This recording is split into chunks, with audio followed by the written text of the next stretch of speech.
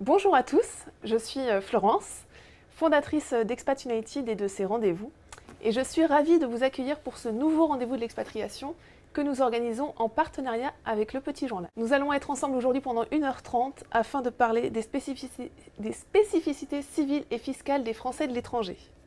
Alors je vous explique juste, avant de laisser la parole à notre invité, je vous explique juste comment va se dérouler ce rendez-vous.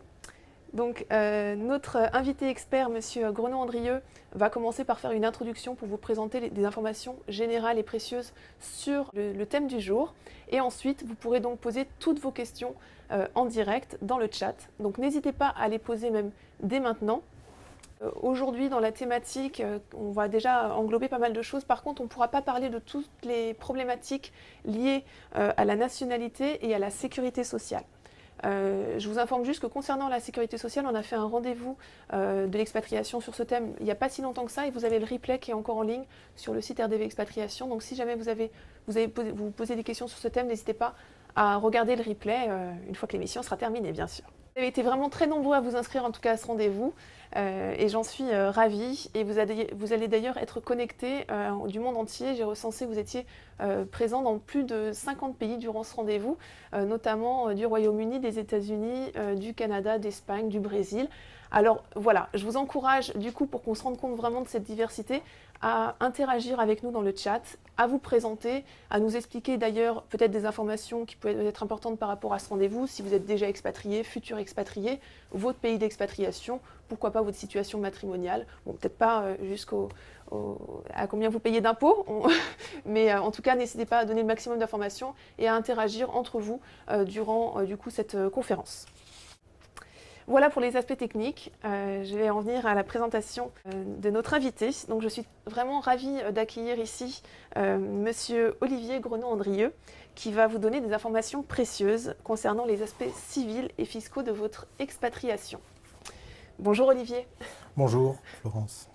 Avant de vous laisser la parole, je vais en dire un peu plus sur vous à nos internautes. Vous êtes donc docteur d'État en droit. Et depuis 1986, vous avez occupé différents postes de direction générale au sein d'entreprises spécialisées dans la gestion privée des non-résidents français. Depuis 2005, vous présidez le groupe Equance, qui est devenu le leader du conseil en gestion privée des Français de l'étranger. Reconnu par la presse spécialisée, vous intervenez également régulièrement à l'étranger pour des conférences sur les thèmes de l'optimisation du patrimoine des non-résidents et de la protection du conjoint, notamment. Vous êtes également formateur pour différents organismes. Alors, on va pouvoir donc commencer. Donc, si vous voulez bien, pour rentrer dans le vif du sujet, je vous propose déjà de nous donner des informations, on va dire, globales sur le thème des spécificités civiles et fiscales. Et également, concernant les spécificités civiles, est-ce que les questions à ce sujet ne concernent-elles que la problématique de régime matrimonial? Voilà, Bonjour à vos auditeurs et aux lecteurs du Petit Journal. En ce qui concerne la question que vous nous avez posée, il n'y a bien évidemment pas sur le plan civil que des problématiques matrimoniales, il y a également des problématiques successorales. La matière est une matière notamment fiscale fort aride, il n'est pas toujours facile de la vulgariser et au cours des 3 dernières années, nous avons eu une telle densité de textes, nous avons eu 11 lois de finances rectificatives, et loi de financement de la sécurité sociale. Donc une densité textuelle et réglementaire très très lourde et dont il n'est pas facile, même pour les professionnels, de se sortir. Alors, avant d'en venir proprement au sujet, quel est le panorama des expatriés? On comptabilise à peu près aujourd'hui 2 300 000 expatriés français dans le monde, dont à peu près 600 000 qui ne sont pas enregistrés auprès des autorités consulaires. Dans cette population, il y a 55 à 60% des gens qui partent pour des raisons professionnelles et 50% de la population a entre 30 et 50 ans. C'est une population qui a un flux migratoire au cours des 10 dernières années qui a cru d'à peu près 35% et qui est en très très forte augmentation, sans aucune connotation politique bien évidemment, au cours des 3-4 dernières années. Alors, pour en revenir plus particulièrement à votre question, les questions matrimoniales et les questions successorales, il y a une véritable problématique qui a été soulevée maintenant depuis la Convention de La Haye de 78 que la France a ratifiée le 1er septembre 92. Et cette Convention de La Haye a modifié les règles applicables en matière de détermination du régime matrimonial. Je vais expliciter mes propos. Jusqu'en 92 et au-delà, le régime légal français reste et est resté un régime de communauté, le régime depuis 1966, le régime de communauté réduite aux acquêts. Or, il y a, depuis la Convention de La Haye de 92, pour tous les gens qui se sont mariés en France sans contrat, une véritable problématique de détermination du régime matrimonial, voire de mutabilité du régime, et les couples finissent par ne plus savoir sous quel régime ils sont mariés. Or, le régime matrimonial définit par ses conséquences les règles applicables en cas de divorce ou de décès, c'est-à-dire en cas de liquidation du régime matrimonial. Et la particularité de la Convention de La Haye, elle dispose que lorsqu'on se marie en France sans contrat, et c'est souvent le cas pour des couples qui partent à l'étranger pour des raisons de visa, eh bien, à ce moment-là, les couples vont adopter le régime légal de leur premier pays de résidence où ils vont y avoir un établissement stable qu'on considère stabilisé après 18-24 mois. Et bien évidemment, l'ensemble des pays du monde où on peut les s'installer n'ont pas forcément des régimes légaux qui sont des régimes de communauté. Et dès lors, la question qui se pose, quid de la protection du conjoint s'il s'agit d'un régime séparatiste? Quid de la protection des enfants? Et la Convention de La Haye dispose également que dès lors qu'on est resté 10 ans dans un pays, eh bien, il y a un problème de mutabilité automatique, ce qui fait qu'on peut avoir une succession de régimes matrimonial et avec une complexité en cas de liquidation, parce qu'il va y avoir autant de masse successorale que de lieux de résidence où il y aura eu une mutabilité. Alors, quelle solution adopter à ce problème-là? Il y a la solution d'aller voir un notaire et de rédiger un contrat de mariage. Dès lors qu'il y a contrat, il n'y a plus de possibilité de subir un changement de régime matrimonial. Mais si on le fait postérieurement à avoir quitté la France et subi cette mutabilité automatique, eh bien le couple va, dans ce cas-là, voir, en cas de liquidation du régime matrimonial, de la même manière, avoir autant de masse que de régime applicable à compter de la date à laquelle il aura rédigé un contrat de mariage chez un notaire. La meilleure solution, c'est de faire une déclaration de loi applicable, de telle sorte que l'ensemble de la masse à liquider, soit par divorce, soit par décès, eh bien, aura une seule loi applicable. Donc, ce qu'on peut préconiser à nos compatriotes qui se marient, qui vont habiter à l'étranger, c'est, dans tous les cas, si possible, de faire un contrat de mariage ou, à défaut, de procéder à une déclaration de loi applicable.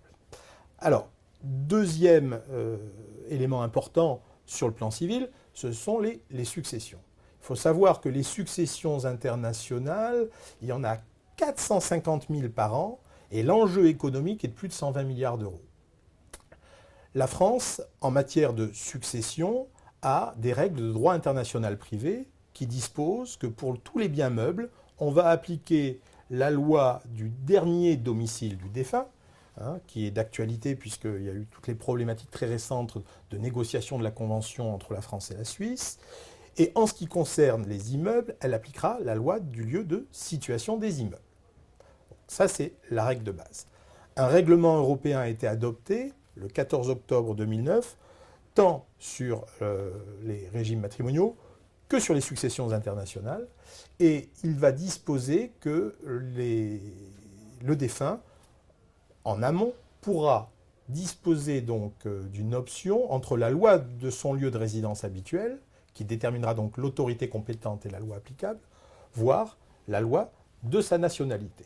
Donc ce sont des dispositions extrêmement importantes qui risquent peut-être de remettre en cause une disposition d'ordre public dans le Code civil qui est la réserve héréditaire.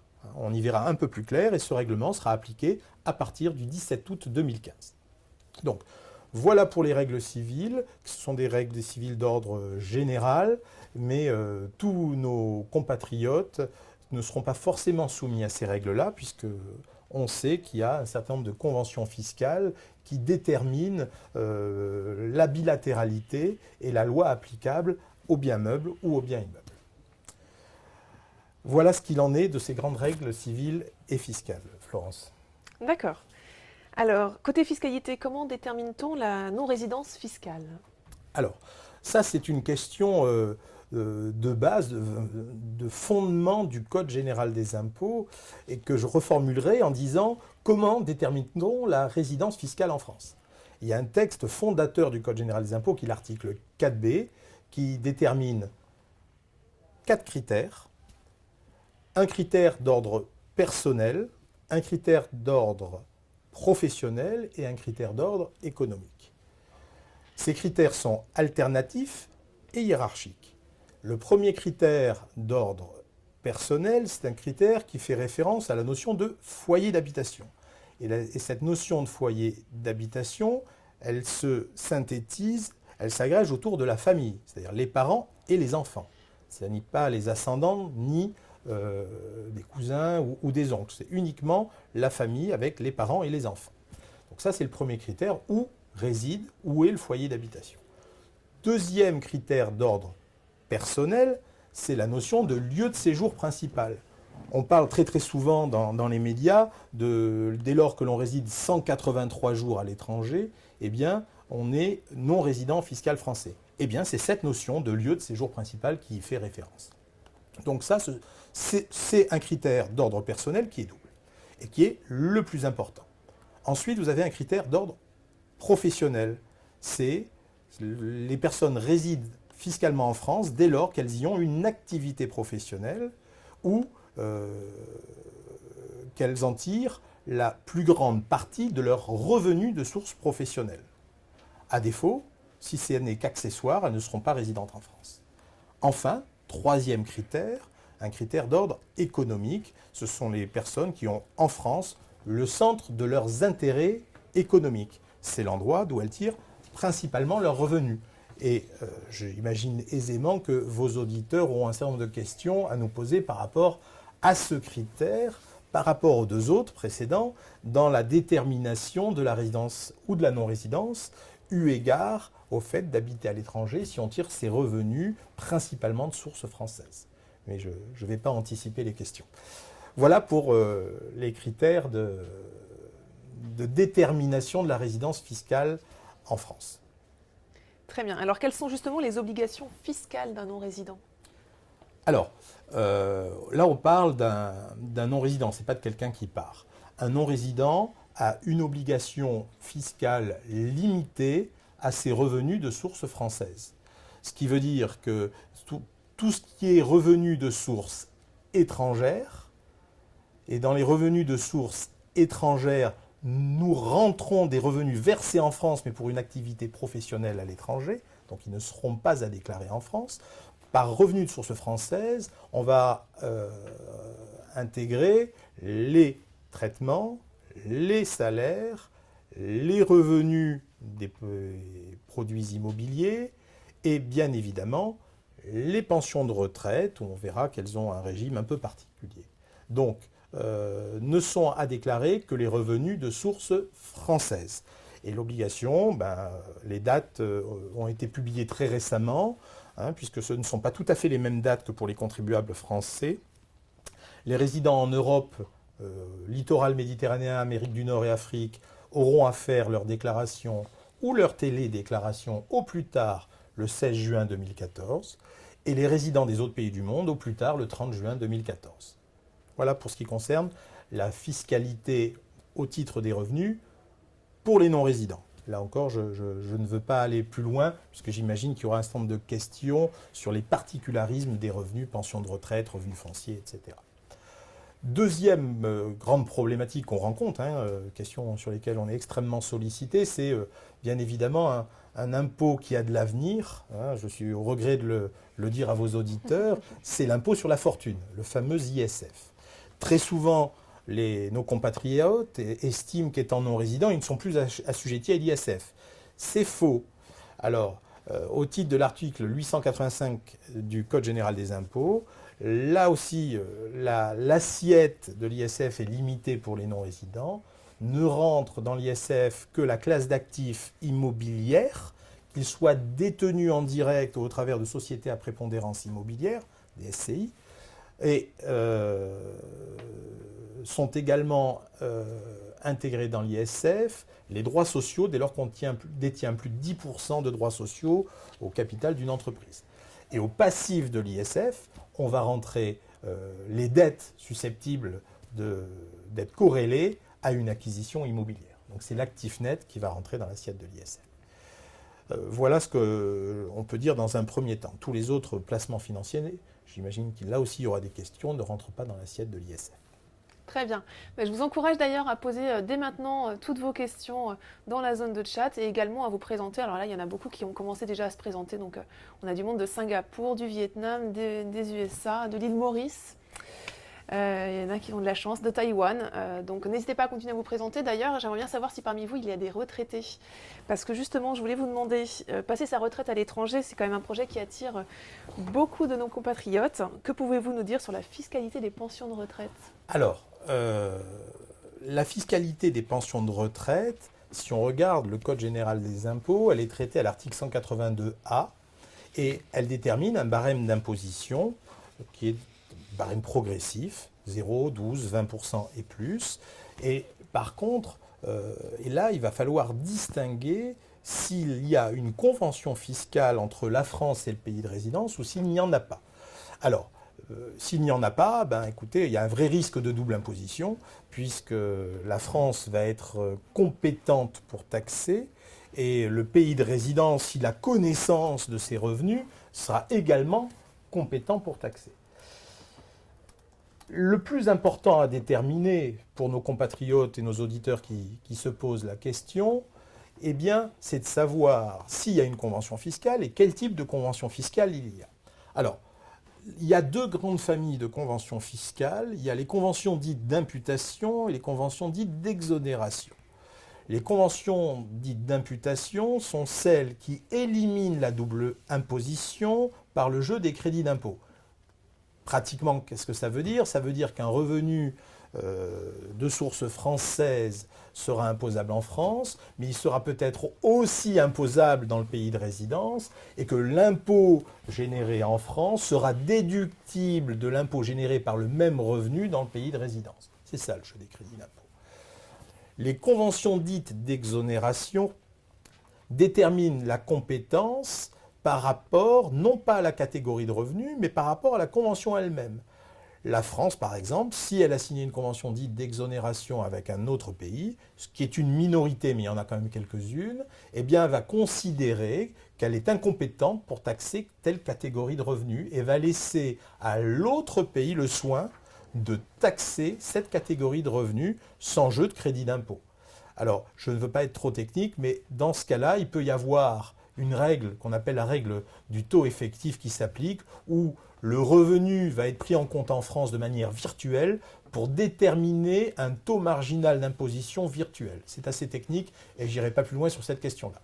Mais dans mes propos, il y a quelque chose qu'il faut retenir, c'est que dès lors qu'il y a une convention fiscale, et il est impératif de les lire, et la France est le pays qui en a signé le plus dans le monde, eh bien, la convention fiscale, c'est un traité, et un traité est supérieur au droit interne français. Dès lors qu'il y a une convention fiscale, elle va définir des critères de résidence fiscale par des critères hiérarchiques et subsidiaires et qui vont se substituer aux critères du droit interne. Dès lors qu'on reprend les critères du droit interne français avec l'article 4b du Code général des impôts, le centre des intérêts économiques devra se soumettre au premier critère de la convention fiscale bilatérale, qui est la notion de foyer permanent d'habitation. Et là, autant on ne peut avoir qu'un seul foyer fiscal, autant on peut avoir plusieurs foyers permanents d'habitation. On a pas mal de nos compatriotes en Europe qui travaillent en Angleterre, aux Pays-Bas, et dont la famille est restée en France. Et ils rentrent tous les week-ends, auquel cas ils ont 2 foyers permanents d'habitation. Et à ce moment-là, on passe dans les critères subsidiaires pour savoir où va-t-on imposer telle ou telle catégorie de revenus. Et en fonction de la convention dite d'imputation et d'exonération, eh bien, il va y avoir un jeu soit d'élimination, soit de crédit d'impôt qui vont permettre de canaliser telle ou telle catégorie de revenus dans une déclaration d'impôt. Donc il est impératif de lire les conventions fiscales, sachant qu'il y a des conventions fiscales, la France est le pays qui en a donc signé le plus, il y en a presque 150 sur l'impôt sur le revenu qui aujourd'hui voient des avenants sur l'impôt sur la fortune, l'échange d'informations et l'assistance administrative. Et la France n'en a signé qu'une quarantaine sur les successions et moins d'une dizaine sur les donations. Voilà. Donc, peu de risques d'être dans un pays, il y en a 140 où il n'y a pas de convention, mais il y a encore des pays dans le monde où il n'y en a pas. Je rappelle que la convention avec Hong Kong a été mise en œuvre il y a quand même très peu de temps. Il n'y en a pas avec la Colombie, il n'y en a pas avec l'Angola. Donc il y a quand même pas mal de pays où il y a de nombreux compatriotes qui sont expatriés. Et puis il y a une vraie particularité sur les pensions de retraite et sur l'assurance vie. Et donc votre question, et la question d'un auditeur, je crois, Florence, concernait les pensions de retraite. Donc traditionnellement, dans les conventions fiscales, vous retrouvez les pensions de retraite à l'article 18 ou 19, et la distinction est à faire entre les pensions publiques, les pensions des fonctionnaires, qui traditionnellement sont taxables à la source en France, et les pensions privées, qui traditionnellement sont taxables dans le pays de résidence, sachant que les pensions de la sécurité sociale sont des pensions privées. Voilà. Donc ça, c'est la règle générale, mais on peut éventuellement trouver des conventions qui diront le contraire. Merci beaucoup. Il y a actuellement un sujet brûlant, il s'agit des prélèvements sociaux des non-résidents. Quelle est votre position à ce sujet? Alors ça, c'est, comme on pourrait dire aujourd'hui, un sujet brûlant.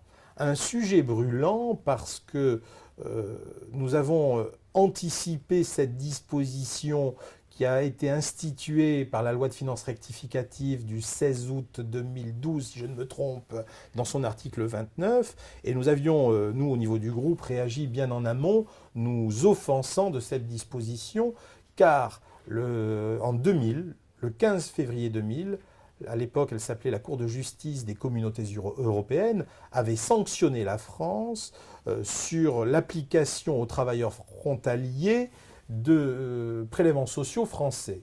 Donc la France avait été censurée et sanctionnée. Et là, on revient avec le même sujet. Alors, le texte référent en matière de prélèvements sociaux, c'est l'article L136.6 du Code de sécurité sociale, qui par une lecture a contrario dit « les personnes qui résident en France au sens de l'article 4b du Code général des impôts sont assujetties aux prélèvements sociaux ». A contrario, ceux qui ne sont pas résidents en France au sens de l'article 4b sont exonérés des prélèvements sociaux. Ça, c'était vrai globalement jusqu'à la loi de finances rectificative. Donc, nous avons, avec de nombreux confrères, attaqué cette disposition. Il faut savoir qu'on a priori été entendu, puisque cette disposition taxe les prélèvements sociaux sur les revenus fonciers et les plus-values immobilières. Et j'ai bien dit revenus fonciers. Les recettes, là c'est très technique, de la location meublée, donc, qui ne sont pas des revenus fonciers, ce sont des bénéfices industriels et commerciaux, dans l'avant-projet de loi, avaient été expressément exonérés. Donc on ne parle que des revenus fonciers et des plus-values immobilières. La Commission de Bruxelles a ouvert une procédure pour infraction contre la France fin août 2013 sur ce premier sujet des revenus fonciers. Une deuxième procédure pour infraction est venue compléter celle-ci concernant les plus-values immobilières fin décembre. Et une question préjudicielle, c'est-à-dire que le problème de droit a été posé le 28 novembre 2013 auprès de la Cour de justice de l'Union européenne sur la compatibilité au droit européen de l'impact des prélèvements sociaux pour les non-résidents sur les revenus de catégorie immobilière ou les plus-values immobilières. J'imagine que là aussi, il y aura des questions sur cette thématique. Très certainement. Bon, bah écoutez, je pense qu'on en a fini pour cette introduction. Donc, on va passer Il y a déjà pas mal de questions en fait qui ont été posées, donc on va essayer de répondre à toutes. Alors, on avait des questions qui avaient été déjà posées en amont, donc on va peut-être pas toutes les aborder, mais il y en a une qui nous paraissait intéressante parce que dans sa globalité, elle peut intéresser la plupart d'entre vous. Donc, c'était une question de Choupinette. Comment faire sa déclaration de revenus au mois de mai, étant expatrié depuis le 9 décembre 2013 à la retraite? Quels sont les placements financiers en Israël? Donc, c'était deux questions en une. Alors, je ne répondrai pas à la question des placements financiers en Israël parce que je suis totalement incompétent. Par contre, concernant le premier volet de la question, quelqu'un qui s'expatrie au mois de décembre 2013 va être soumis donc à une déclaration de source française comme un résident français jusqu'à cette date-là. Et ensuite, il fera une déclaration en tant que non-résident. Et sur cette deuxième partie assez courte de l'année 2013, s'il n'y a pas de revenus de source française, il n'y aura pas d'imposition. Il faut savoir que depuis 2004, quand on quitte la France, jusqu'en 2004, si vous le permettez, il y avait la notion de quitus fiscal. C'est-à-dire qu'on allait voir son centre des impôts, et son centre des impôts, à ce moment-là, rendait l'impôt immédiatement exigible. Là, maintenant, cela n'existe plus. La première déclaration en tant que non-résidente va être faite comme elle le faisait par le passé, donc en N+1 au mois de mai. Et par contre, l'impôt deviendra immédiatement exigible. La déclaration sera à faire à son centre des impôts traditionnel et le centre des impôts traditionnels de ce contribuable transférera son dossier au centre des impôts des non-résidents à Noisy-le-Grand. Voilà le processus normal. Très bien. Je vais prendre ça, c'est une question assez longue qui va demander toute votre concentration. Une question de Guillaume. Je pars aux USA en octobre 2014, ma compagne pacsée et ma fille restent en France jusqu'en juillet 2015 et me rejoignent après. Déjà, je vais vous la retrouver. Premier point important, si cette personne part aux États-Unis, je vous rappelle que lorsqu'on est US citizen, pas uniquement citoyen américain, mais qu'on est un étranger avec une carte verte ou un résident aux États-Unis, on est assujetti à une obligation déclarative mondiale. Donc ce monsieur va partir aux États-Unis, va être assujetti à une obligation déclarative mondiale. Il me semble que si cette personne ne le suit pas tout de suite, la question de l'obligation va se poser, à savoir si elle ne va concerner que monsieur ou le couple. Donc la question également à se poser, c'est est-ce que le couple est marié ou pas marié, voire pacsé? Oui, ils étaient pacsés. D'accord. Donc s'ils sont pacsés sans convention, donc le Pacs est un régime séparatiste, et à ce titre, et c'est la même chose lorsqu'on est marié, et ça j'imagine qu'il y aura des questions ensuite, mais je vais quand même le dire tout de suite s'il n'y en avait pas. Si l'idée de ce monsieur, c'est d'avoir des déclarations séparées, c'est tout à fait possible que dans un seul cas, il faut être marié ou pacsé en régime de séparation de biens et résider dans un pays qui a signé avec la France une convention fiscale avec échange d'informations et assistance administrative. C'est le seul cas où on peut faire une déclaration séparée, tant sur l'impôt sur le revenu que l'impôt sur la fortune. Voilà ce qu'on peut dire sur cette question. J'ai retrouvé la question, je suis désolée. En fait, ils vont se marier avant leur départ. Ils demandent quel régime matrimonial choisir pour optimiser leurs impôts pendant la période transitoire. Et est-il possible de déclarer séparément pour l'année 2014 puis 2015 ? Et la question subsidiaire, pour louer notre appartement à partir d'août 2015, quelle configuration choisir et quels impacts fiscaux ? Alors, quelle configuration choisir et quels impacts fiscaux? Bon, a priori, ils n'auront qu'un bien immobilier, donc on sera dans la catégorie des revenus fonciers. Alors, concernant la question matrimoniale, j'y ai partiellement répondu, puisque la seule solution pour faire des déclarations séparées est d'opter pour le régime séparatiste. Donc, dès lors, ce qu'on peut leur préconiser, c'est de se marier sous le régime de séparation. Si vous voulez se marier sous un régime de communauté, à ce moment-là, il aurait une obligation étendue, et l'obligation, même sans que son conjoint ne réside aux États-Unis, d'intégrer les revenus de son conjoint en France dans son obligation déclarative aux États-Unis. Donc voilà, il y a un arbitrage à faire entre les deux. Le choix du régime de communauté ou du régime de séparation, qui a un impact sur les obligations déclaratives. Ensuite, la deuxième partie de la question concerne les revenus fonciers. Donc, en application de l'article 197A du Code général des impôts, les revenus fonciers de source française se seront à déclarer en France. Ils supportent un barème de 20% et au-delà, c'est un barème progressif. Et le résultat foncier, que vous allez intégrer dans une déclaration 2044 puis dans une 2042, va être à reporter dans une déclaration américaine auprès de l'IRS, qui est le service des impôts américains, et vous serez de nouveau taxable aux États-Unis sur ces revenus de source française, desquels vous pourrez déduire les impôts payés en France, puisque la convention qui lie la France et les États-Unis est une convention d'imputation avec le jeu des crédits d'impôt. Très bien. Il y avait une question aussi sur l'appartement. Je ne sais pas si vous voulez que, pour louer leur appartement à partir d'août 2015, quelle configuration choisir et quels impacts fiscaux? Alors, je ne suis pas sûr de comprendre la notion de configuration. Est-ce qu'ils doivent prendre un bail court peut-être Je requalifierai la question en disant, vaut-il mieux louer nu ou meublé? Alors, jusqu'au mois de février, je vous aurais dit, monsieur, il vaut mieux louer, ou madame, il vaut mieux louer meublé.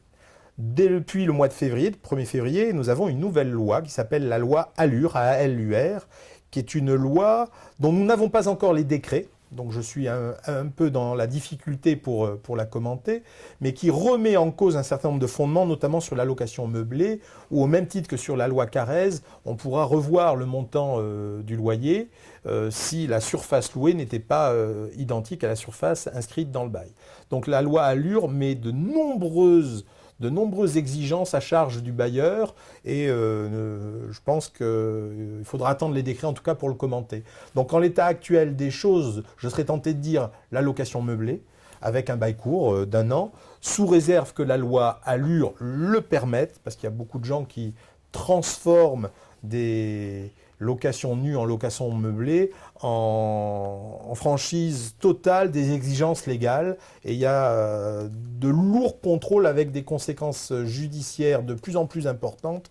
Donc, sans rentrer dans le détail, je pense qu'il faut que nos compatriotes qui ont cette idée-là fassent extrêmement attention et qui consultent un professionnel avant de rédiger un bail. D'accord, merci beaucoup. On a une question de Lyoba. Depuis 2008, après 32 ans d'activité, je suis en pré-retraite au titre de l'amiante. À ce titre, je ne peux exercer d'activité et perçois l'allocation amiante. Je suis français non résident à Taïwan pour raison familiale. Aussi, je souhaiterais savoir s'il est normal qu'il me soit prélevé la CSG et la CRDS. Si oui, comment faire pour l'appliquer et y a-t-il effet rétroactif?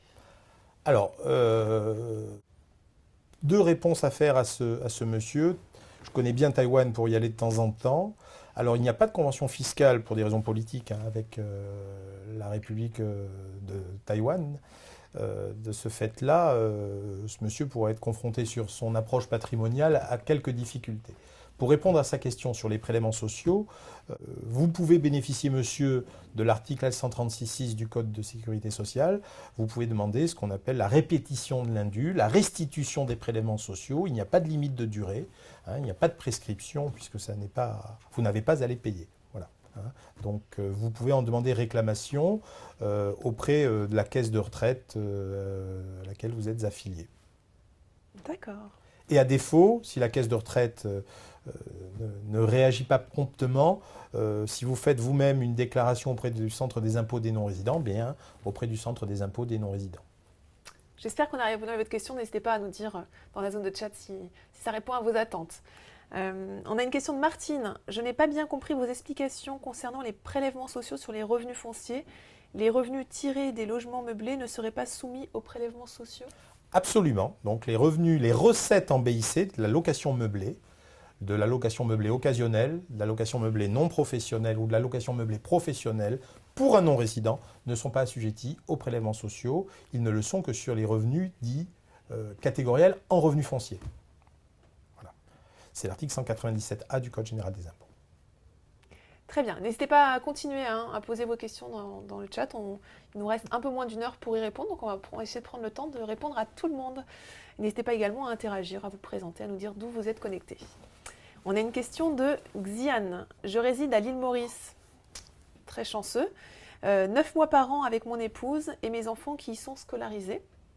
Tous mes revenus sont de source française, revenus fonciers et retraite CGSS. Nous avons une résidence secondaire en France que nous occupons 90 jours par an. Sommes-nous considérés comme résidents mauriciens? Alors, j'étais à Port-Louis il y a quelques jours. Alors, dans mon introduction, j'ai parlé de l'article 4B. Au sens de l'article 4B, le troisième critère, le centre des intérêts économiques, on pourrait penser que ce monsieur est potentiellement requalifiable en France, puisqu'il y a ses pensions de retraite et ses revenus fonciers. Au sens de la convention fiscale avec l'île Maurice, son foyer permanent d'habitation, et notamment le fait qu'il réside avec son épouse et que ses enfants soient scolarisés à l'île Maurice, je lui répondrai que le traité s'impose au droit interne et qu'il est réellement non résident. On a une question de Claude Run.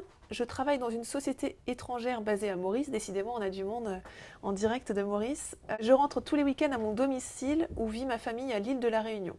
Ai-je le statut de non-résident fiscal? C'est le cas typique où on va avoir, un petit peu comme en Europe, deux foyers permanents d'habitation, puisque c'est la convention franco-mauricienne qui va s'appliquer, ou, sans rentrer dans des détails trop techniques, je ne sais pas si l'épouse de ce monsieur a des revenus de source professionnelle de son activité à La Réunion, mais les revenus de source professionnelle de l'île Maurice ne seront pas forcément à déclarer à La Réunion. Il faudra regarder la convention fiscale. Soit ils seront à déclarer, et vous pourrez déduire de l'impôt sur le revenu français les impôts générés par ces revenus professionnels à l'île Maurice, si c'est une convention dite d'imputation. Si c'est une convention dite d'exonération, ces revenus ne seront pas taxables à La Réunion, ils ne seront taxables qu'à Maurice. Par contre, vous devrez les déclarer en France, et c'est la règle du taux effectif, où ils vont vous faire monter artificiellement votre taux marginal d'imposition si vous avez des revenus complémentaires à La Réunion, notamment les revenus de votre épouse ou des revenus fonciers. On a une question maintenant de Adrien. Une question sur le patrimoine. Investir dans un bien immobilier en France pour le mettre en location est-il intéressant lorsque l'on réside à l'étranger toute l'année? Alors, c'est une bonne question fondamentale et de base. Tout est question de nature de l'investissement et d'objectif. Si l'objectif, c'est faire du revenu complémentaire, dans tous les cas, on peut répondre que favorablement à la question. Bien évidemment, il faut le faire. Après, le mode opératoire, eu égard à l'impact de la fiscalité française, aujourd'hui, c'est 20% sur les revenus fonciers au barème progressif, plus les prélèvements sociaux qui sont dus, pour l'instant, eh bien, ça fait un impôt sur le résultat foncier à minima de 35,5%. D'où le fait que lorsque je parle de mode opératoire, les non-résidents sont éligibles au régime du déficit foncier. Ils peuvent passer en charge des travaux, des assurances, les charges de copropriété, voire les intérêts d'emprunt. Donc le mode d'acquisition, tant que cette personne est non-résidente, sera déterminant dans l'efficacité de son investissement. Une question donc de Thomas. Si je passe moins de 183 jours à l'étranger, devrais-je déclarer mes revenus perçus à l'étranger en France sur mes revenus 2014? Si je passe moins de 183 jours à l'étranger en 2014, devrais-je déclarer mes revenus perçus à l'étranger en France? Alors, la question, sans offenser Thomas, est un peu alambiquée. Donc s'il passe moins de 183 jours en France, encore faut-il savoir où il passe les autres jours, et s'il est célibataire ou pas. Donc difficile de répondre à cette question sans avoir tous les paramètres. Pour autant, s'il réside dans un autre pays avec sa famille, son foyer permanent d'habitation sera à l'étranger, et ses revenus de source française devraient être taxés à l'étranger. Maintenant, il faut savoir si ces revenus de source française sont liés à une activité professionnelle en France ou à l'étranger. Si c'est des revenus de source française liés à une activité à l'étranger, ils ne seront pas taxables. Si c'est en France, il faut déterminer si c'est son activité principale ou accessoire pour savoir si c'est taxable ou pas. Il a l'air de dire que c'est des revenus perçus à l'étranger. Est-ce qu'il doit les déclarer en France? Non. Du coup? Non. Bon. On a une question de Daniela. qui a déjà posé une question, mais c'est sa deuxième partie. Si je suis propriétaire d'une maison en France dont l'usufruit revient à ma mère, je n'ai pas à me préoccuper d'impôts, n'est-ce pas? Si l'usufruit. Alors, absolument, sous réserve de la convention d'usufruit, bien évidemment. Mais c'est l'usufruitier qui, théoriquement, supporte l'ensemble des charges fiscales sur la valeur en pleine propriété. Donc, que ce soit sur l'assiette de l'impôt sur la fortune ou que ce soit sur les revenus dégagés. Absolument. D'accord. Daniel, j'ai lu que l'acquisition en nue propriété était avantageuse pour les expatriés, mais je n'ai pas compris pourquoi. Pouvez-vous me donner votre avis? C'est une excellente question. Les choses ont un petit peu évolué ces dernières années. Donc, cette question vient à point nommé par rapport à la précédente. On parlait d'usufruit, là on parle de nue propriété. Donc le nu propriétaire est le vrai propriétaire du bien au sens de l'article 544 du Code civil. Puisqu'on peut saucissonner le droit de propriété en 3 éléments. Le droit d'aliéner l'abusus, c'est le droit de propriété, et le droit d'user ou de jouir de la chose, l'usus et le fructus, c'est le droit d'en percevoir les fruits ou de l'occuper. Le nu propriétaire donc n'est pas assujetti aux charges fiscales. Il a la propriété, il retrouvera un jour la pleine propriété, soit par décès, soit par l'extinction de l'usufruit. Puisqu'il y a 2 grandes catégories d'usufruits. Il y a les usufruits liés aux mutations à titre gratuit, que sont les donations-successions qu'on vit bien malheureusement souvent suite au décès de nos parents. Et puis il y a des démembrements de propriété qui sont le fait de mutations à titre onéreuse, qui bénéficient d'un barème un petit peu différent. Et à ce moment-là, on ne peut non pas recevoir par donation-succession la nue propriété, mais on peut l'acheter. Et ça a une valeur économique. Et à ce titre-là, l'intérêt, pour répondre à cette personne-là, il est double. Si vous êtes assujetti à l'impôt sur la fortune et que vous achetez ce bien cash, eh bien cet actif sortira de l'ISF, puisque vous n'êtes pas assujetti à l'ISF en tant que nu propriétaire. Si vous achetez ce bien à crédit, ce bien n'étant que nu propriétaire, ne va pas générer de fruits. Donc vous allez nécessairement faire une économie fiscale. Et de surcroît, si votre usufruitier est une institution, type caisse de retraite, office HLM, bailleur institutionnel, et si vous le financez à crédit, les intérêts d'emprunt pourront venir en déduction des revenus fonciers. Et c'est là que l'intelligence du système fonctionne.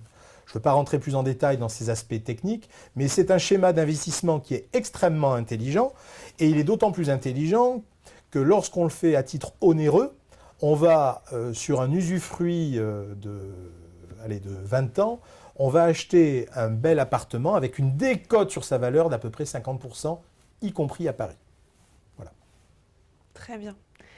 On avait une question aussi de Xiane. ISF non résident, les avoirs financiers, compte bancaire, contrat d'assurance vie, contrat de capitalisation détenus en France, doivent-ils être déclarés sur l'ISF? Non. La déclaration d'ISF ne concerne, je crois qu'on l'a abordé dans l'introduction, que les actifs immobiliers et l'actif net, c'est-à-dire l'actif immobilier moins le passif qui est corrélé, c'est-à-dire le crédit immobilier, et les droits sociaux dès lors qu'on détient plus de 10% dans le capital d'une entreprise. Les actifs financiers ne rentrent pas dans l'assiette de l'ISF. Yobac a déjà posé une question tout à l'heure. Lors de votre réponse sur ma question liée à l'exonération de la CSG et de la CRDS, vous avez soulevé le problème du patrimoine du fait d'absence de convention entre Taïwan et la France. Pouvez-vous apporter plus d'informations sur ce problème? Il faudrait avoir la structure du patrimoine de cette personne. La question concerne l'impôt sur le revenu ou l'impôt sur la fortune ou d'une manière générale? C'était la personne qui était en pré-retraite au titre de l'amiante, qui ne peut pas exercer d'activité et perçoit l'allocation amiante. Alors, a priori, n'ayant pas de convention avec la France, sa pension de retraite, même si c'est une pension de sécurité sociale, sera forcément taxable à la source, puisqu'il ne peut pas bénéficier d'une convention fiscale. Elle pourrait aussi être taxable à Taïwan, sans jeu de crédit d'impôt. Donc ça peut être une difficulté. Deuxième difficulté, je ne crois pas que Taïwan connaisse l'impôt sur la fortune, donc on ne s'étendra pas dessus. La plus grande difficulté est à ce niveau-là. Donc tous ces revenus de source française seront taxables en droit interne et il n'y aura pas de bilatéralité, il y aura possibilité et risque de double imposition. Très bien. On va retourner à l'île Maurice. On a une question de Laurent. Comment est-il possible de pouvoir se faire expliquer quelques articles de convention fiscale, car certains articles sont soumis à interprétation? Pourquoi la CSG existe-t-elle sur les revenus locatifs alors que nous payons notre Sécu? Nous payons notre Sécu à l'étranger. C'est ce que je suppose que veut dire cette personne. Certainement. Là, c'est tout le débat. C'est ce à quoi avait répondu la Cour de justice des communautés européennes le 15 février à 2 reprises ce jour-là par des arrêts très importants sanctionnant la France sur la question des frontaliers. Et c'est ce qui nous amène à penser qu'ils vont de nouveau être sanctionnés sur cette question-là, parce que c'est une disposition, pour être très clair, qui nous paraît totalement inique. Alors, la plus grande difficulté, c'est que pour en demander une restitution, aujourd'hui, il n'y a que la voie contentieuse, si on veut le contester, pour prendre date en termes de prescription. Ce qui veut dire qu'il faut prendre un avocat et que les délais de prescription dont personne ne parle sont extrêmement courts. Cette disposition est applicable depuis le 1er septembre 2012 en ce qui concerne les revenus fonciers et les plus-values immobilières. Et quelqu'un qui a vendu son bien et qui a payé les prélèvements sociaux sur ses plus-values immobilières entre le 1er septembre 2012 et le 31 décembre 2012, déjà aujourd'hui, il y a une prescription, puisque la prescription est de l'année en cours plus un an. En ce qui concerne les revenus fonciers, c'est la même chose, sauf que la prescription est de 2 ans plus l'année en cours. Donc on espère avoir une décision dans le courant de l'année, on le pense d'ailleurs, qui donnera bien sûr gain de cause à tous ces contribuables qui auront payé de façon indue les prélèvements sociaux. Et à ce moment-là, ils pourront en demander la restitution auprès de leur centre des impôts et ils l'obtiendront. Maintenant, le risque, c'est qu'on ait encore une année à attendre, sachant que dans tous les cas, en ce qui concerne les plus-values immobilières, chaque année est une année de perdu. Pour les revenus fonciers, comme il y a une prescription de 2 ans et l'année en cours, on peut aller jusqu'au 31/12/2015. D'accord. Il y avait aussi sa première partie de question, je vous la rappelle.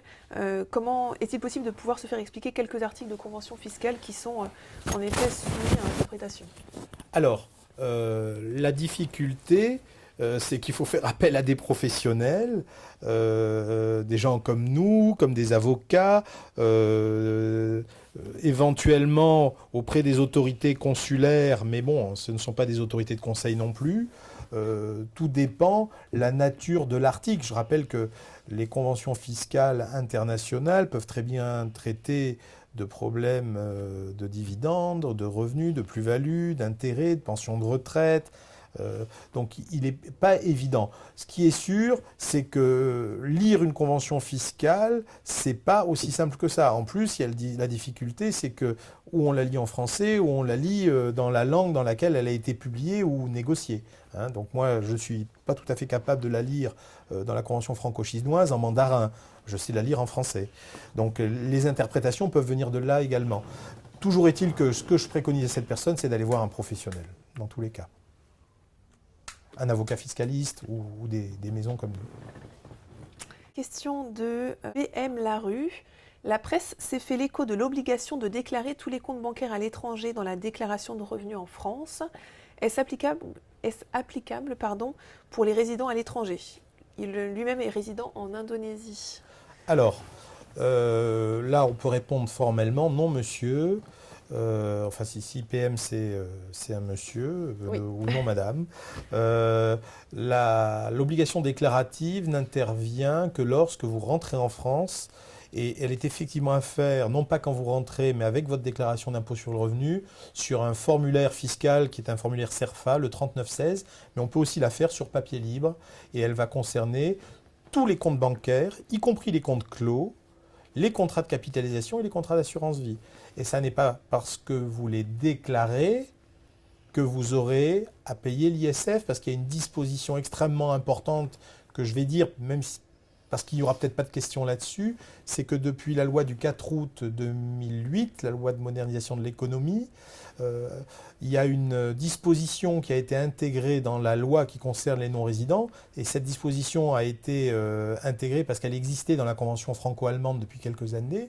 C'est que lorsqu'on a été non-résident de manière continue pendant 5 ans, on va être exonéré sur tous ces actifs mobiliers et immobiliers non français. Donc on va être exonéré de l'impôt sur la fortune pour les gens qui sont bien évidemment concernés. Dès lors qu'on rentre, alors si on rentre en fin d'année, c'est peut-être intelligent d'attendre le 2 janvier puisque l'ISF est calculé sur son assiette au 1er janvier de l'année en cours. Voilà. Alors, on va enchaîner sur une question de Olwefin. Donc, si j'ai bien compris votre intervention sur les revenus fonciers, location à nu, nous pouvons déduire lors de notre déclaration en France de ces revenus toutes les charges afférentes à ce logement, c'est-à-dire charges diverses, intérêts d'emprunt et autres. Est-ce bien ça? Absolument, dès lors que le bien est loué. Et les non-résidents sont éligibles au régime de droit commun, donc des déficits fonciers, et pour ce faire, pour pouvoir passer tous ces déficits, donc comme vous l'avez dit, travaux, intérêts d'emprunt, assurance, taxes foncières, charges de copropriété, eh bien il faut que le bien soit loué au titre de la résidence principale pendant au moins 3 ans après le passage dans les déficits, des derniers déficits dans la déclaration fiscale. Voilà. Donc résidence principale du locataire. Daniel nous pose la question suivante. Quel est le meilleur plan pour constituer une épargne lorsque l'on réside à l'étranger? Assurance vie, entre parenthèses France-Luxembourg, SCPI acheté à crédit ou autre? Alors Il là, dit aussi, merci, on en apprend beaucoup ce soir. Alors, c'est gentil. Alors, je vais vous répondre très clairement, monsieur, et ça c'est la vision de notre groupe qui existe depuis de nombreuses années. Hein. L'assurance vie, qu'elle soit française ou luxembourgeoise, quand vous rentrerez en France, sera traitée sur l'impôt sur le revenu de la même manière.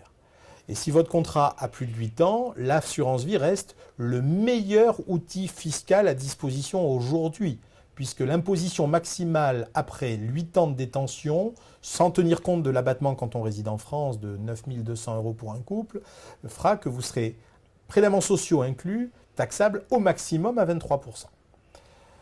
France ou Luxembourg? Nous, on préfère le Luxembourg pour 2 raisons. Première raison, je l'ai cité précédemment, dans la question précédente, hein, si vous êtes en rentrant assujetti à l'ISF, parce qu'un résident est assujetti sur son patrimoine mondial, alors qu'un non-résident, je me répète, est assujetti que sur son actif net immobilier, ainsi que ses droits sociaux s'il détient plus de 10% dans le capital d'une entreprise. Eh bien, au titre de la loi de modernisation de l'économie, votre actif assurance vie détenu au Luxembourg ne rentrera pas dans l'assiette de l'ISF, alors que votre contrat d'assurance vie de droit français rentrera dans l'assiette de l'ISF, alors que sur le plan fiscal, ils seront traités de la même manière, hein, puisque la compagnie d'assurance luxembourgeoise vous demandera de signer un mandat fiscal de manière à vous traiter comme un résident français. Donc voilà, l'élément déterminant. Deuxième critère, je vais peut-être anticiper une question suivante, c'est que si vous regardez les conventions fiscales, vous ne trouverez jamais le mot assurance vie. L'assurance vie, c'est qu'il ne faut pas confondre avec l'assurance décès. Hein. On parle de produits de capitalisation et on ne parle pas des produits d'assurance vie anglo-saxons. Les produits d'assurance vie anglo-saxons, notamment ceux qu'on trouve dans les îles anglo-normandes, ne sont pas considérés en France comme des produits d'assurance vie. Donc ils seront considérés comme des valeurs mobilières, avec une taxation au taux marginal d'imposition. Donc les contrats d'assurance vie dans les conventions fiscales internationales, vous ne les trouverez jamais. Pourquoi? Parce qu'un contrat d'assurance vie, je ne veux pas être trop scolaire, hein, mais c'est un droit de créance. Et c'est la raison d'ailleurs pour laquelle, en dehors des cas qui ont été intégrés dans la loi de finances pour 2014 de fraude fiscale, les contrats d'assurance vie, pour cette raison-là, sont insaisissables par le fisc et par les tiers en droit commun, sauf cas de fraude fiscale. Parce que, comme c'est un droit de créance, l'actif ne vous appartient plus, il appartient à la compagnie d'assurance. Dès lors, on ne peut pas les saisir, la compagnie d'assurance, sauf cas de fraude fiscale depuis le 1er janvier. Donc voilà le premier volet de ma question. Le deuxième volet, c'est que juridiquement, les contrats d'assurance vie sont des intérêts de créance non négociables. Et quand vous cherchez le contrat d'assurance vie dans la convention fiscale, il faut aller à l'article 10 ou à l'article 11, la rubrique intérêts. Et la rubrique intérêts va définir une fiscalité bilatérale. Et cette fiscalité bilatérale, en fonction du type de convention fiscale, va faire que la compagnie d'assurance française pour vous appliquer ce régime dérogatoire au droit français, puisque ce régime dérogatoire sera forcément plus avantageux, va vous demander de fournir des formulaires, qui sont des formulaires CERFA, qui sont les formulaires 5000 et 5002, qui existent en français, en anglais, en allemand, en espagnol. Et il était question de les créer compte tenu des flux migratoires français en Chine en mandarin. Eh bien, pour pouvoir bénéficier du régime dérogatoire, la compagnie va vous pré-remplir ces documents. Et le formulaire 5000, c'est l'attestation de non-résidence. Le 5002, c'est la déclaration de plus-value. Et vous allez devoir les faire viser, ces documents, par les autorités fiscales de votre pays de résidence. Alors que le Luxembourg ne vous demandera rien. Voilà. Alors, j'irai pas plus loin, mais je pense que mes propos ont été suffisamment clairs. Voilà. Très bien. On a une question d'Adrien. Il a 26 ans, il part s'expatrier au Danemark pour un temps indéterminé, puis dans un autre pays d'ici 2 ou 3 ans, et ainsi de suite. Je ne reviendrai peut-être jamais vivre en France. Quelle est la meilleure solution pour cotiser pour ma retraite? C'est prendre position sur nos régimes sociaux.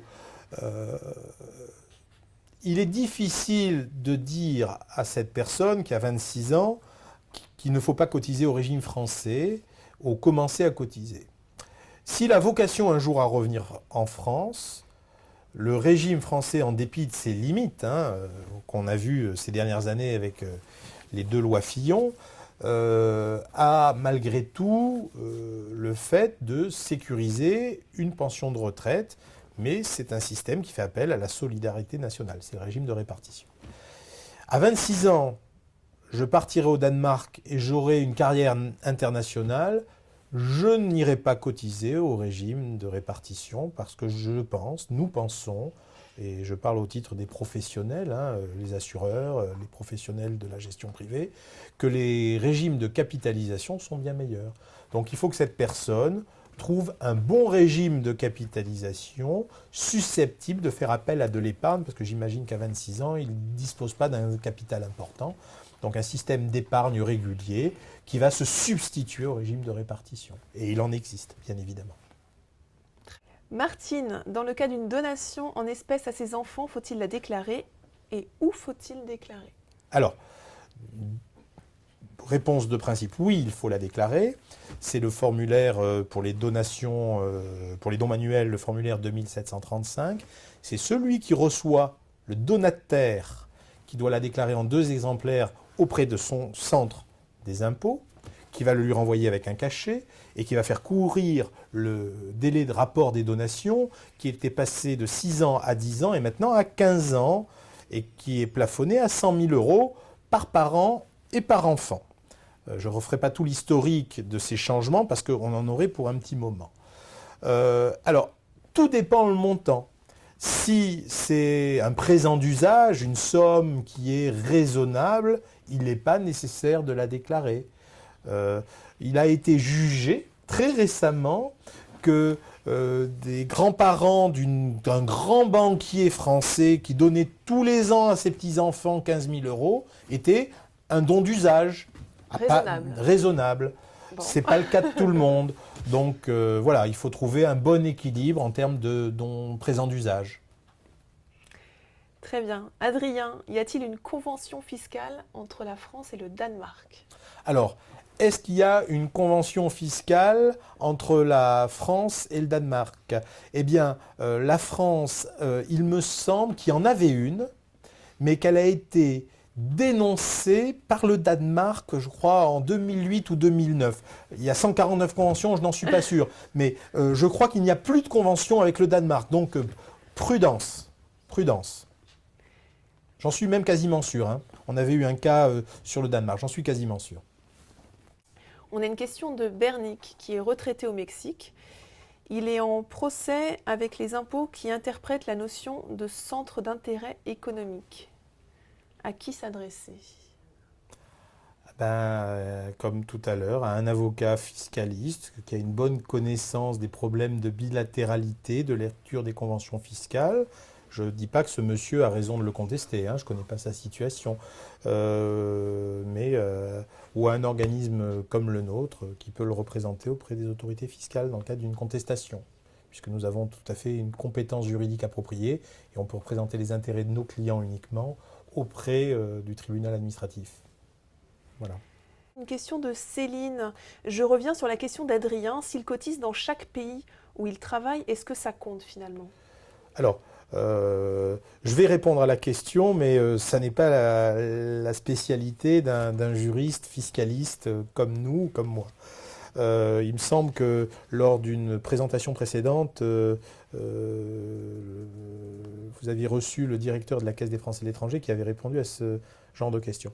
Donc, il faut plutôt solliciter le CLES, C-L-E-I-2-S, et s'il y a une convention de sécurité sociale, les trimestrialités acquises sur la base de la première tranche de cotisation donneront droit, je dis bien s'il y a une convention de sécurité sociale, à l'acquisition des trimestres corrélatifs au régime français. Donc la réponse c'est oui, tout dépend s'il y a une convention de sécurité sociale ou pas. Très bien. Une question de José Maria. Est-ce qu'un testament signé devant notaire aux USA est valide en France ou est-il nécessaire de le notariser au consulat français? Alors, c'est une excellente question. La réponse, oui monsieur, votre testament est valable. Il y a une convention sur les successions entre la France et les États-Unis. On parle de problèmes civils.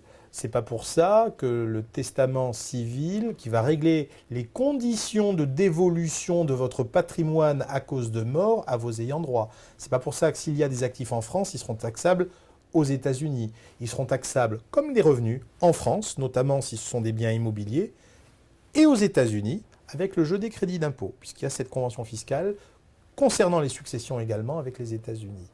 Si vous voulez vous sécuriser davantage, vous pouvez également procéder, et c'est assez coûteux, par un testament authentique international en déposant auprès d'un notaire français et devant 2 témoins, et le notaire va enregistrer votre testament international auprès du fichier des dernières volontés. Il va surtout être introduit dans une enveloppe scellée sur laquelle sera marqué testament authentique international. Mais dans tous les cas, même si vous ne le faites pas, votre will américain, puisque c'est comme ça que ça s'appelle, sera valable en France, bien évidemment, concernant la dévolution civile. On a une question de Lily. Est-ce que le microfoncier est éligible aux non-résidents? Ah ben ça, c'est une très bonne question aussi. Alors, ma réponse... Alors, qu'est-ce que le microfoncier? Alors, le microfoncier... Et ça, vous voyez, on parle de microfoncier, je n'ai pas totalement répondu à la personne tout à l'heure sur les SCPI, donc, parce que j'ai parlé de l'assurance longuement, mais j'y répondrai juste après si vous le permettez. Alors, le régime de microfoncier concerne des gens qui ont des revenus fonciers dès lors qu'ils ont des revenus bruts inférieurs à 15 000 euros. Ils peuvent bénéficier d'un abattement de 50%, et c'est sur la base de 50% qu'ils seront assujettis au barème de l'article 197A. Donc ma réponse, c'est oui. Et pour autant qu'on est assujetti aux prélèvements sociaux, encore actuellement pour les non-résidents sur le microfoncier, les prélèvements sociaux seront assujettis sur le résultat foncier, donc en tenant compte de l'abattement et pas sur le revenu brut. Donc, par contre, les revenus de SCPI ne peuvent pas rentrer s'ils sont l'unique source de revenus dans le microfoncier. Je ne sais pas si c'est la même personne qui a posé la question, si c'est Lily qui avait posé la question tout à l'heure. Donc, vous avez soulevé une question tout à l'heure concernant, quelqu'un en tout cas a soulevé cette question sur les SCPI. De la même manière que j'ai eu l'occasion de faire l'apologie de l'assurance vie tout à l'heure, et notamment l'apologie de l'assurance vie au Luxembourg, on peut faire l'apologie de la SCPI que les investisseurs français ont découvert vraiment. Et malgré tout, ça existe depuis 40 ans, depuis 2-3 ans, puisque la collecte sur cet instrument a plus que triplé. Donc je suppose que cette personne ne parle pas des SCPI, Société Civile de Placement Immobilier Fiscal, elle parle des SCPI de rendement qui investissent dans de l'immobilier d'entreprise, des bureaux, des commerces, les immeubles à la défense, etc.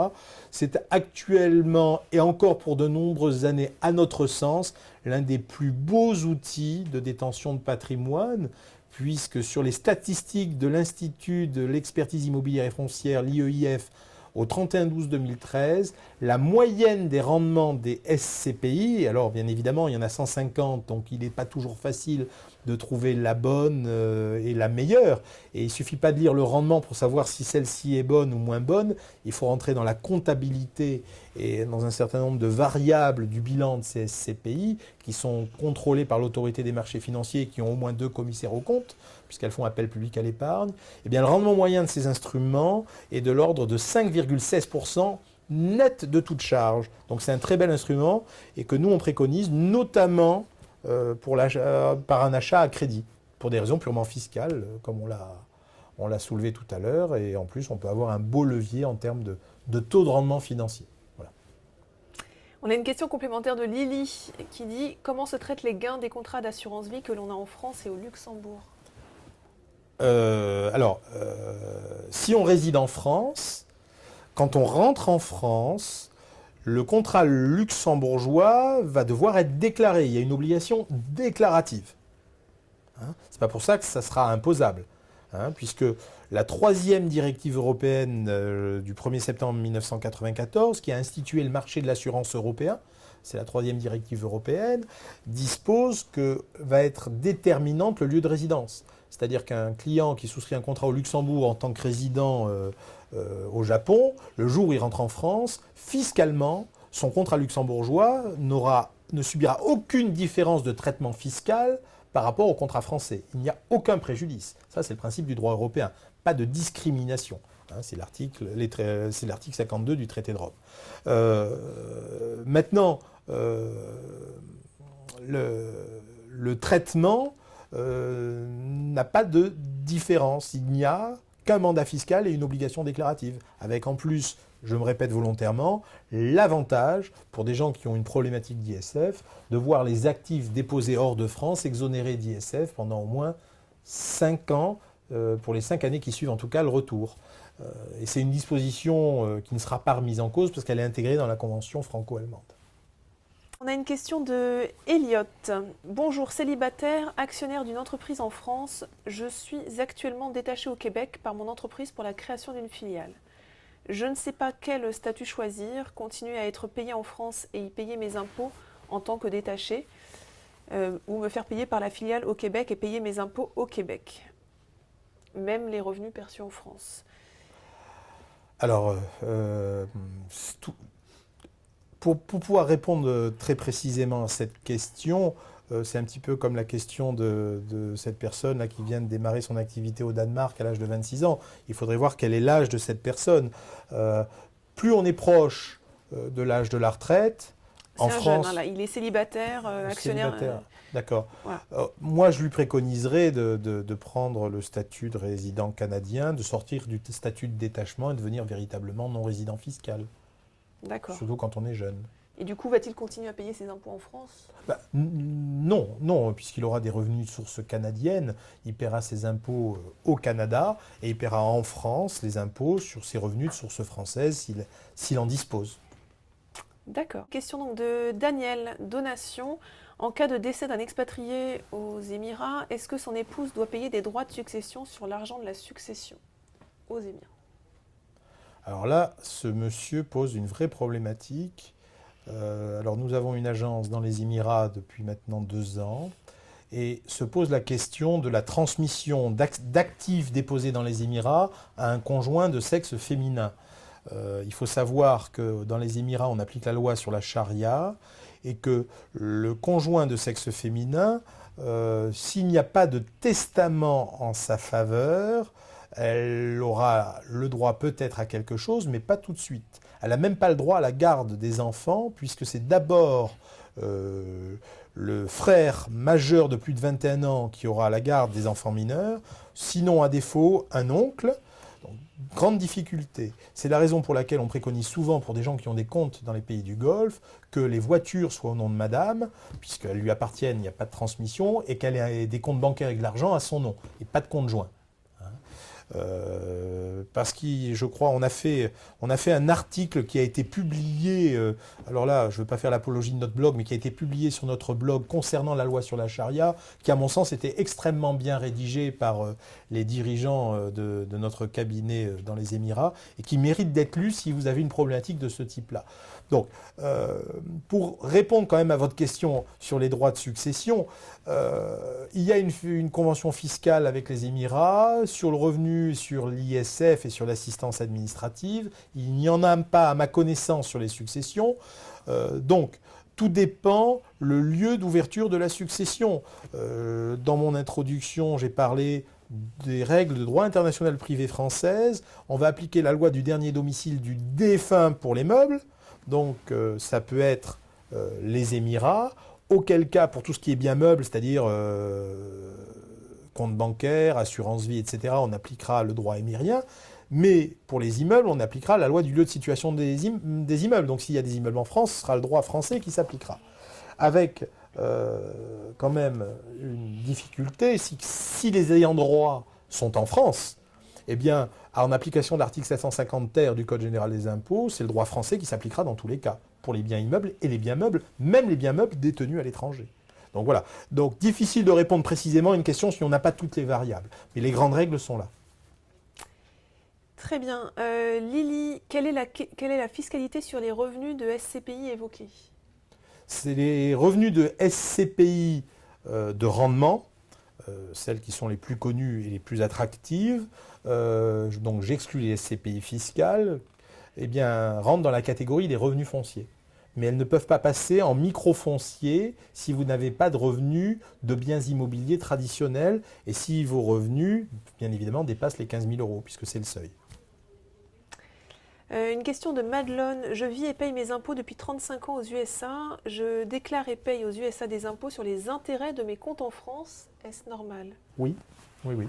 C'est tout à fait normal de déclarer ses revenus de source française en France, de payer un impôt en France, et de les déclarer aux États-Unis en faisant jouer le jeu des crédits d'impôt. On la connaît bien, c'est la convention franco-américaine, qui est une des plus riches et plus complètes, puisqu'elle concerne l'impôt sur le revenu, l'ISF, l'assistance administrative, l'échange d'informations et les successions. Martine, résident en Italie, comment sont imposés les revenus de l'assurance vie, durée de détention de plus de 8 ans en cas de retrait des fonds? Pour un résident en Italie? Oui. Alors il faut regarder la convention franco-italienne, regarder l'article 10 ou 11 intérêts. Pendant les 8 premières années, donc à la différence des règles de droit interne français où vous avez 2 barèmes avant 8 ans et un 3e barème après 8 ans pour les résidents, là vous allez avoir un premier barème pendant 8 ans, je ne connais pas le taux, et au-delà de 8 ans, dans tous les cas, la compagnie d'assurance française appliquera le taux le plus favorable. Prenons un exemple, si à l'article 11, vous voyez un taux de 10% ou de 15%, la compagnie d'assurance française va faire une retenue à la source de ce montant-là. Ça va générer un crédit d'impôt, et ce crédit d'impôt sera déductible de l'impôt généré en Italie. Par contre, si l'Italie taxe se produit à un taux supérieur, eh bien, les 10% seront complètement absorbés par l'impôt italien.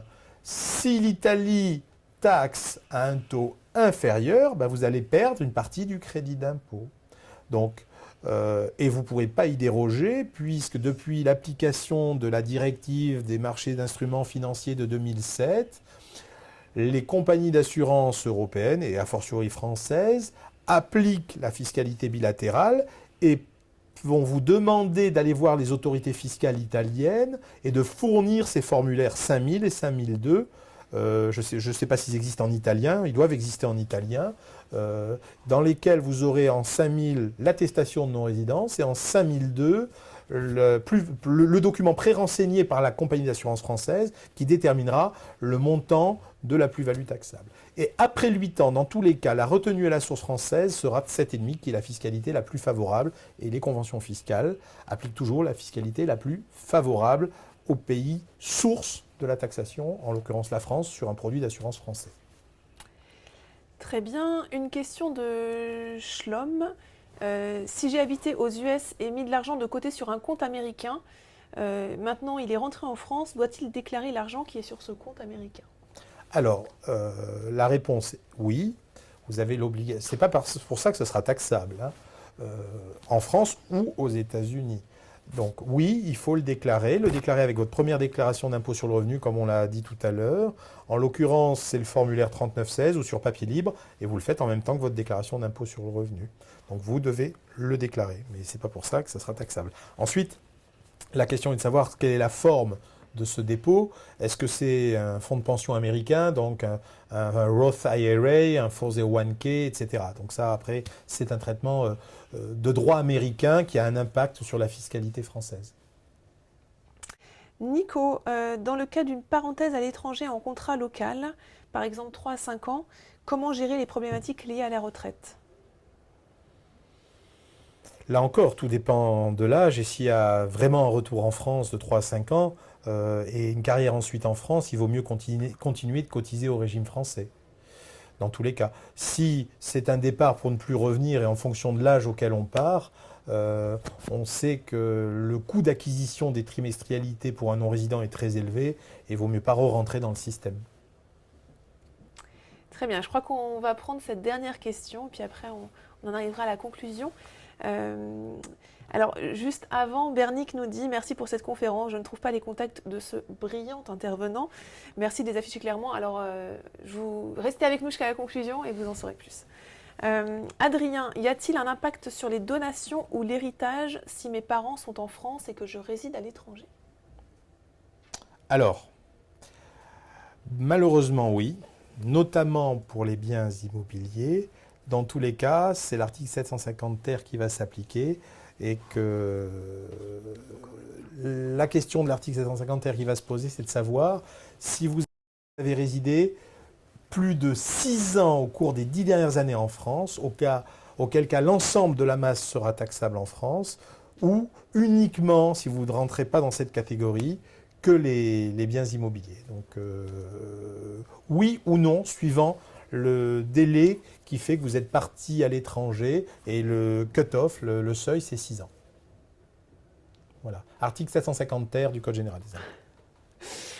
Très bien. Bah, écoutez, merci beaucoup Olivier Grenet-Andrieux pour cet exercice que je sais difficile de répondre en direct à autant de questions très spécifiques. Chaque cas est lié à une problématique très spécifique. C'est assez compliqué de répondre en direct, donc bravo à vous. On espère qu'on aura répondu à vos questions. Et bien sûr, si jamais on n'a pas répondu, je vais vous envoyer un email là dans la soirée avec toutes les coordonnées de Monsieur Grenet-Andrieux, mais aussi de toutes ses équipes. Vous l'avez peut-être vu dans le chat, mais en fait, Equance est vraiment présent à l'international grâce à une équipe de consultants. Il y en a vraiment quasiment dans chaque pays du monde. Donc n'hésitez pas à aller vers eux. Et écoutez, je vais vous laisser le mot de la fin, Monsieur Grenet-Andrieux. En tout cas, merci beaucoup. Écoutez, merci à vous de nous avoir invités à pouvoir répondre à ces questions. Merci à cette personne d'avoir trouvé l'exposé brillant, mais je fais que mon métier. C'est plus la matière qui est difficile à vulgariser, et j'ai trouvé, et c'est pas fréquent, l'exercice intéressant. En tout cas, merci à vous. Merci alors là, j'ai été extrêmement surpris de voir qu'il y ait autant de monde, à tous les auditeurs qui ont suivi cette présentation et puis qui ont accepté de jouer le jeu en posant des questions auxquelles je l'espère qu'on aura répondu. Voilà. Je pense. En tout cas, écoutez, merci à vous tous qui étiez en effet connectés du monde entier, et auquel cas je vais pouvoir vous souhaiter une bonne journée, une bonne après-midi, voire même une bonne nuit. Et je vous dis donc au prochain rendez-vous de l'expatriation qui vous sera annoncé très prochainement. Restez connectés. Au revoir.